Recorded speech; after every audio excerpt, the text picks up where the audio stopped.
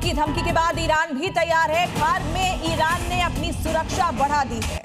IRGC ने Kharg में सुरक्षा संभाल ली है। ईरानी सेना पूरी तरीके से तैयार है, ये IRGC का कहना है, क्योंकि ईरान को भी पता है कि अमेरिका का अगला कदम क्या होगा। उसे पता है कि खार्ग आइलैंड पर उसकी नजर है और यहां पर वो ऑपरेशन कर सकता है, इसलिए यहां पर पहले से ही ईरान ने यहां पर सेना की अतिरिक्त तैनाती कर रखी है। तो ईरान किसी भी धमकी से डर नहीं रहा, बल्कि अपनी तैयारी को और भी ज्यादा पुख्ता कर रहा है। IRGC ने खार्ग में सुरक्षा व्यवस्था को संभाल लिया है। ईरानी सेना पूरी तरह तैयार है। IRGC की तरफ से बयान सामने आया है। ट्रंप की धमकी के बाद ईरान पहले से ज्यादा तैयार दिखाई दे रहा है। और ये 8 बड़ी खबरें हैं। जंग के बीच ईरान की बड़ी प्लानिंग है। ट्रंप की ईरान को बहुत बड़ी धमकी, हॉर्मुज़ खोलो नहीं तो हम खार्ग उड़ा देंगे। और खार्ग में ईरान ने इसके बाद सुरक्षा बढ़ा दी है। इधर लारिजानी और सिलवार की तस्वीरें जारी करके ड्रोन अटैक किया गया है। और इसी बीच ईरान ने पाकिस्तान को दो टूक कह दिया है कि आपकी मध्यस्थता में स्वीकार नहीं है। हमले के बाद कैंपस धुआं हो गया। हिजबुल्लाह ने बनाया ये निशाना। हमले में इजरायली टैंक को उड़ाया गया है।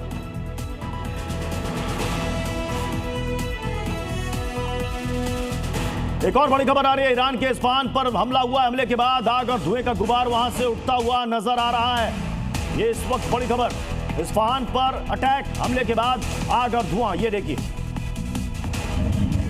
ईरान के इस्फहान से तस्वीर आपको दिखा रहे हैं। धमाके की तस्वीर आप देखिए, पूरा आसमान आग से भर चुका है। हमले के बाद आग और धुएं का गुबार नजर आ रहा है। ईरान के इस्फहान को टारगेट किया गया है।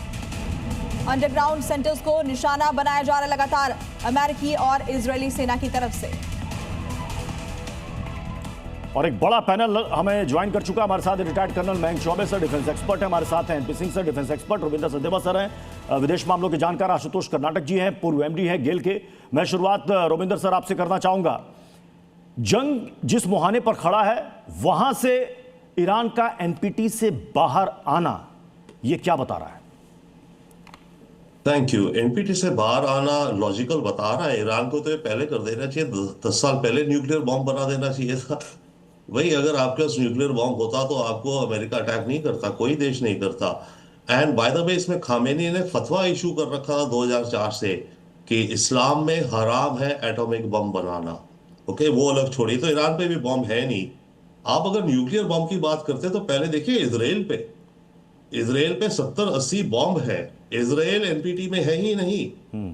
और इस समय बातें ये चल रही है कि अगर आखिरी वक्त आ गया तो इजराइल है जो न्यूक्लियर बॉम्ब इस्तेमाल करेगा। अगर इजराइल को लगा कि ये जंग दूसरी तरफ जा रही है, क्योंकि इजराइल के लिए आर या पार टोटल की लड़ाई हो गई है।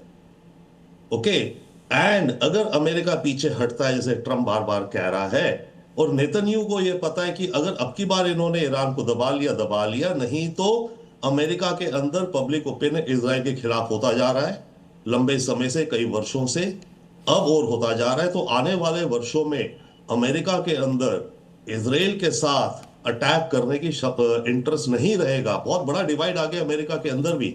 ये जूइश लॉबी है वहां पर, यस जी, बट जूइश लॉबी भी बटी हुई है, और आधी जूइश लॉबी तो कह रही कि नेतन्याहू जो कर रहे हैं वॉर क्राइम्स है। तो अगर किसी का, आप मेरे से पूछे, अगर कोई न्यूक्लियर बॉम्ब इस्तेमाल करेगा, अगर चांस है, मिनिमम टू मिनिमम मेरे विचार से वो चांस है कि इजराइल द्वारा इस्तेमाल हो सकता है as a last resort. Iran पे तो कहां है अभी। NP सिंह सर, इसका जो इफेक्ट होगा ईरान पर, ईरान उसके लिए तैयार है, लेकिन सवाल यह है कि जो अभी यूरेनियम का संवर्धन कर रहा है उससे ज़्यादा वो कर पाएगा। IAEA उस पर निगरानी नहीं कर पाएगी।